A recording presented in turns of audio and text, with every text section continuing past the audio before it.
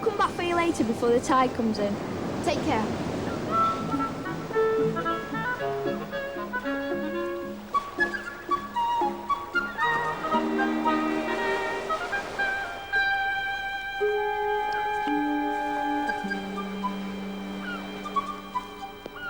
Neb? No! Oh! Neb! Are you there? Neb, we're back again. We've returned once again to extend the hand of friendship, Neb.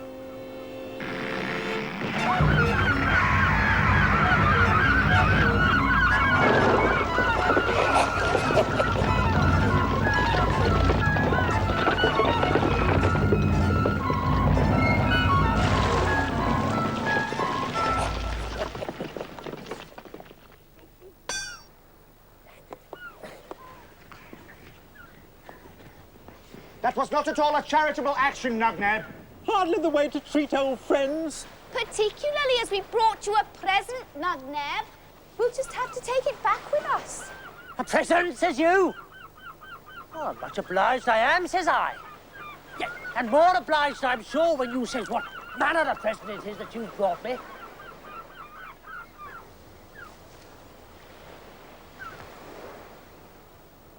Blancmange.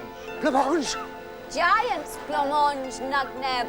Giant's pink blancmange. Advance! Blancmange and be recognised, says I. Yep, but only one of you's to bring it, mind. And come nice and slow and easy.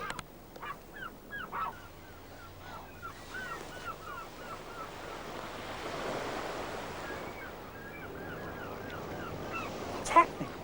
He's approaching Neb now. He's putting down the blancmange. Neb's picked it up. Now they're talking. Spellbush exercising his diplomatic expertise.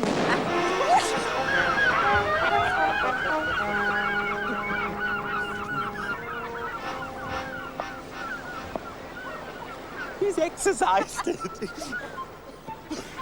Very diplomatic, Spellbush. Did you see which way young Ben went? He's gone back inside his cave. Ah, oh, good. Good. When he comes out, we'll follow him.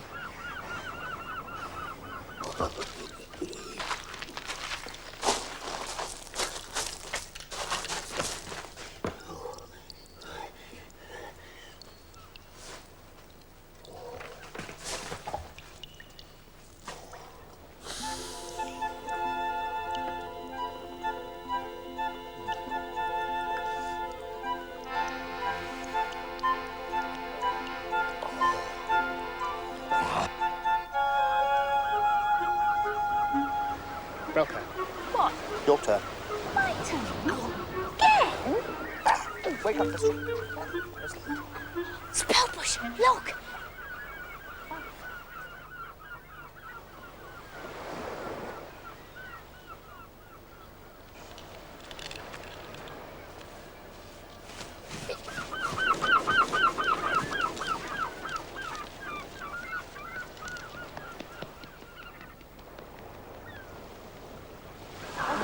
There he goes.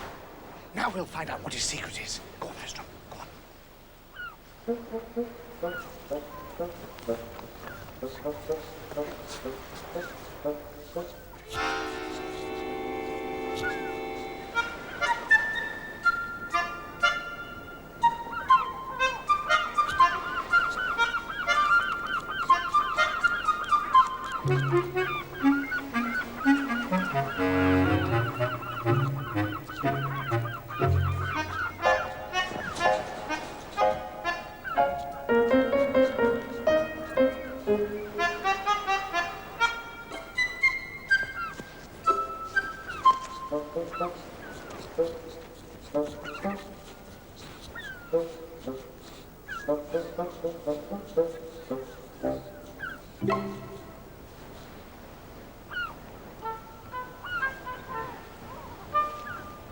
He's gone. We've lost him. He's disappeared completely. Well, there's no sign of him. Hands up! Oh, not a sign of him, says you. None's a blind, says I, as in they can't see what's there as plain as a plumstone behind their backs. You've led us straight into his trap. We'll follow old Nugneb, says you. We'll dog old Nugneb's footsteps and find out his secret. But who's been following who, says I? I'll allow you've got the better of us, Nugneb, but perhaps in turn, we've also got your measure. We didn't need to follow you to discover what it is you've been keeping from us. We know your secret. We do? We do? Nugneb possesses that which is dearest to the heart of any Lilliputian shipwrecked on a foreign shore. Nugneb has a boat. A boat? Have you, Nugneb? Oh, Nugneb, is it really true? Of course it's true. Admit it, Nugneb. Nugneb has a boat, says you. Well, upon I have, says I. And happen to a planted plumstone might persevere and prove itself a plump persimmon, eh? Yeah. But if there is a boat, it's Nugneb Nosnevet's craft. And it's Nugneb Nosnevet who's going to sail her all the way across the ocean. And return to Lilliput in glory. Single-handed? Without provisions? Returning glory? In rags like those? It's time we left. Our giants will be coming to collect us soon. We leave you to think it over, Nugneb. You need us as much as we need you. Without a crew, Stores? And proper seaman-like apparel. you wouldn't get your craft halfway across that cove. We'll return for your decision tomorrow, Nugneb. And thus it came to pass. On the 4th day of the month of Lilliplum, we learned of the existence of the vessel that will carry us speedily back to Lilliput. This vessel that shall be known as Freelock. The what? Freelock?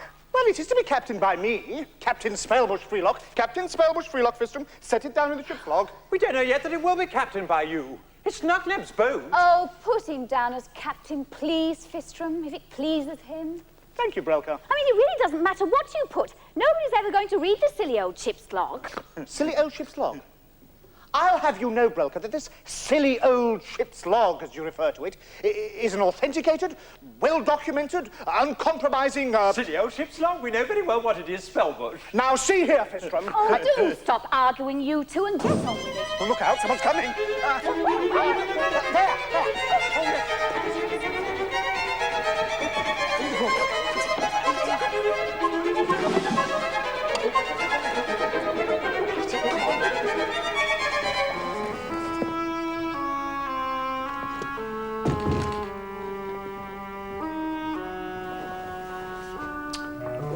Drat those brats and their foolish, childish scribblings.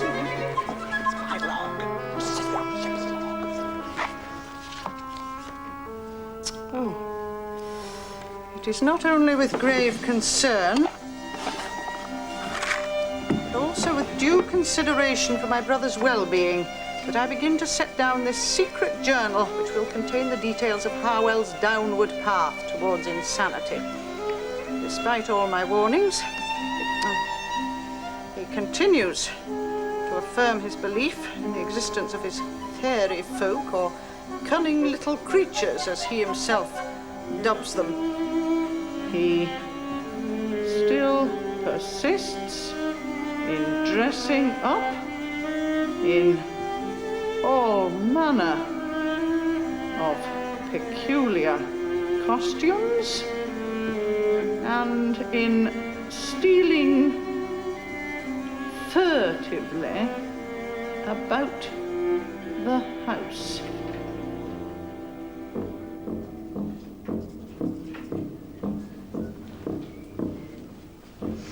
Good morning, Harwell. Ah, sister, I failed to see you sitting there. Is that your writing?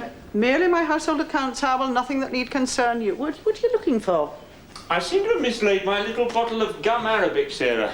I don't suppose you set eyes on it, have you? Certainly won't find it in my escritoire. There's nothing there for your prying eyes.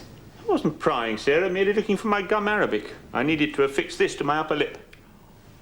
How do you think it'll look? And who do we think we are today, pray? Lord Kitchener, perhaps, or Napoleon Bonaparte? Get out of my way, Harwell. I've neither the time nor the patience for your foolishness this morning. The Garstanton brood has almost finished breakfast. I don't suppose you'd care to dress up as a scullery hand and attend to the washing up? Warmer, Sarah. Warmer. A scullery hand is certainly closer to my present guise than the Emperor Napoleon. I'm a window cleaner, Sarah. I have a ladder, a bucket and a cloth outside. I must say, Howell, I'm only grateful that poor dear Mamma did not survive to see you sink to such menial employment. Must be admitted, though, any employment's better than no employment at all. Oh, Sarah, you don't understand my purpose. This window cleaner garb is a pure pretense. I intend to use it to keep up my surveillance on those Garstanton brats while they're up in the bedroom. Howell Mincing, if you persist in dwelling in this dream world, I shall have no alternative but to send for the asylum attendants myself. Did that sound to you as it sounded to me? The bell being rung in the dining room, yeah. I will not be summoned as if I was some sort of common housemaid. If it's that flibbity-gibbet Millie Lottersby that's dared to ring that bell, I'll... Eureka! The gum Arabic. Who rang that bell? I did. Then don't touch it again. My apologies, Miss Mincing, but we were wondering whether it might be possible to have some more toast. More toast. More toast. If the good Lord had put me on this earth solely to cater to your needs, Mr. Garstanton, he would have given me a toasting fork instead of fingers. If the fire is fit for toasting, I'll see what can be done. If not, your needs must go without. I take it none of you object to crusts.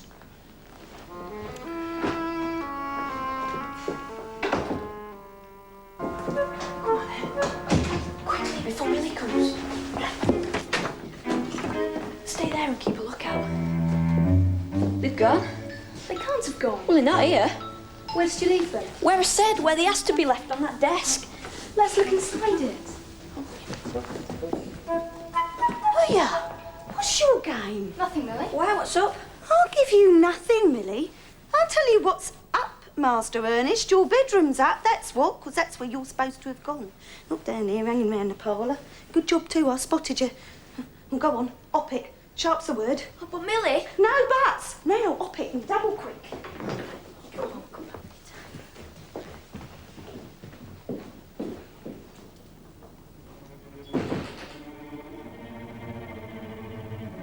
Yeah, take that. Polka, a couple of India rubbers there. Take one over there. You take that end system. Oh, and I'll take this. Do you see? Polka, quick, the other one. Come on. Yes, right. I'm coming. Come on, right. Right, here you go. Right.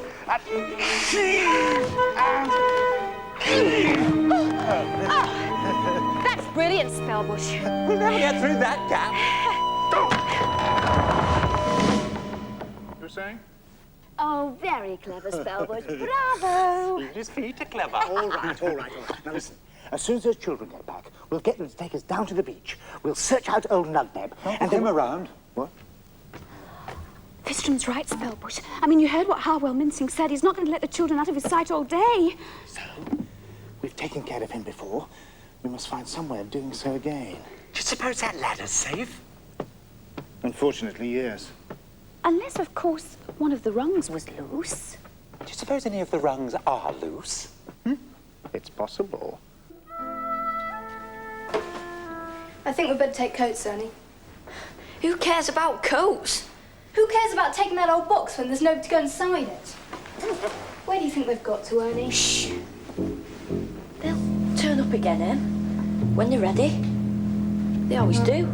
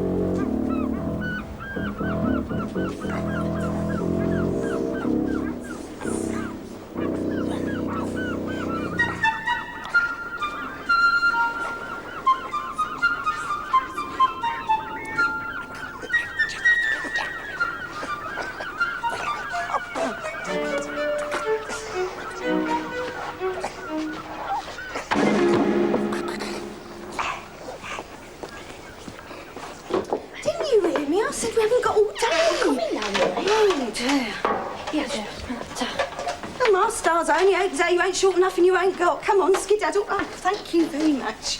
I know what I'm supposed to do with this, I'm sure. Buckets, beach bag, boot, black box and all. Oh, one of them contains my quarry. After them, Harwell! Tally-ho!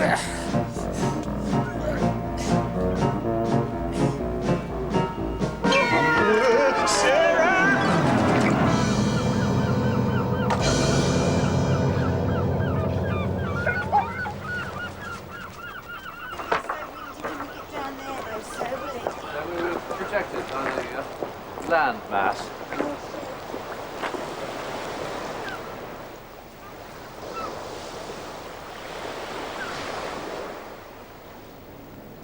I told you they'd turn up. We'd like to be conveyed to the beach, please. In the cove. We've some important business to attend to. You can drop us off at our usual place and then call back for us. You've got a cheek. They think we're an horse-drawn omnibus. Come on, you two. Come in. Me bootlace came undone.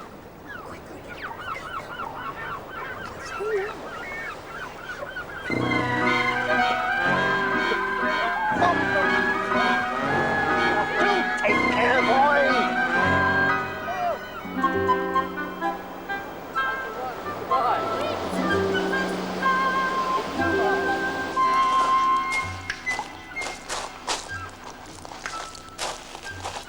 Well, Nugneb, what's it to be? What's it to be, says you? Well, hold on, says I. How can I tell you what's decided before I make my mind up? You've had a whole day to think it over, Nugneb. I don't see what there is to consider. You can't hope to cross 8 oceans with an empty hold. Or steer a craft to Lilliput single-handed. How will you manage? Same as I've managed here. Pretty well, thank you, says I. And fished a diet from the sea and built a boat with these hands only.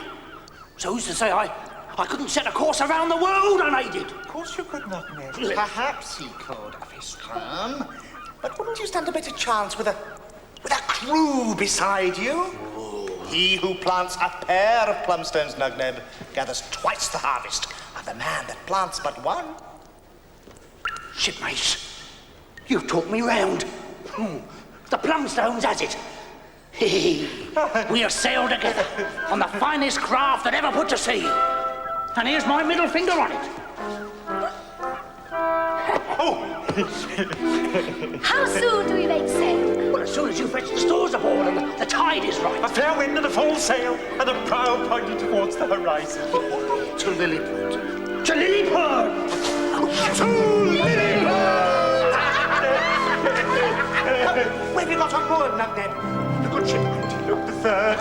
When can we get the feel of her beneath our feet? When you step aboard, says you. Well, what time's better than the present, says I. I'll show her to you. Come on.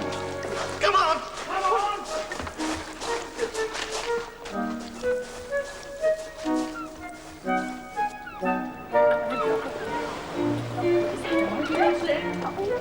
Do you think that apple's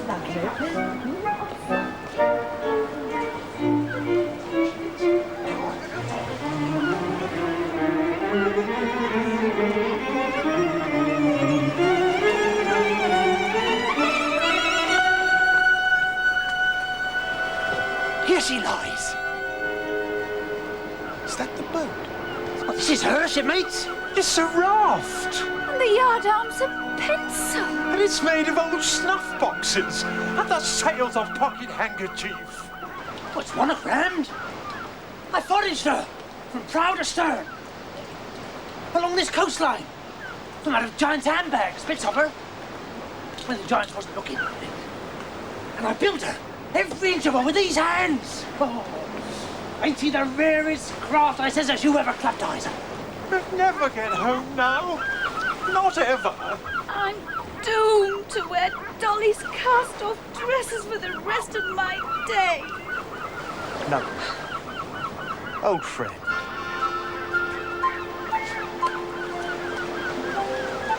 I'm afraid she simply won't do. What? No! She isn't seaworthy. You wouldn't get halfway across the bay, let alone across 8 oceans. But bear up! All 3 of you, all right. Not here, not now, not this time. But somehow, somewhere, we'll get a vessel between us. If Nugneb managed to fashion such a craft all by himself. Just imagine what the four of us could achieve if we set our hearts on it. Fruit forests from one tiny plumstone grow. Throw in your lot with us, Nugneb. Spellbush is right, Nugneb. We'll just tell our giants there's another mouth to feed. Yes! Well, they're very understanding. Pack your things together, Nugneb. We'll come back for you tomorrow.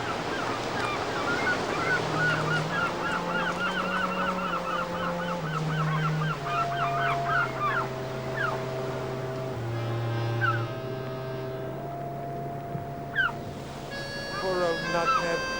That boat meant a great deal to him. That craft, fish from flimsy as it was a symbol of an indomitable will.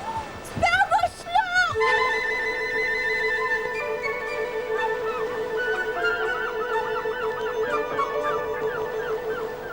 No, Nugneb! Don't, Nugneb!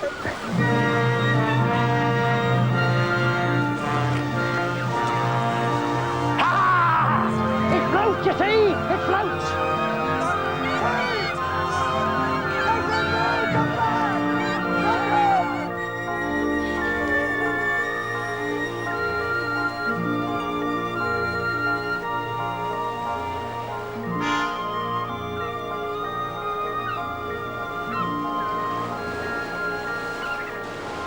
Farewell, Belcar! Spellbush, Fistram! I'll get him to send a schooner back for you when I make it to Lilliput! How far do you think he'll get? If he gets out past the bay, he'll be dashed to pieces on the rocks. If he doesn't get past the bay, he'll sink and drown. But supposing he gets past the bay and past the rocks. The seas are calm, the weather's fair, the winds are right. Who knows? Who knows?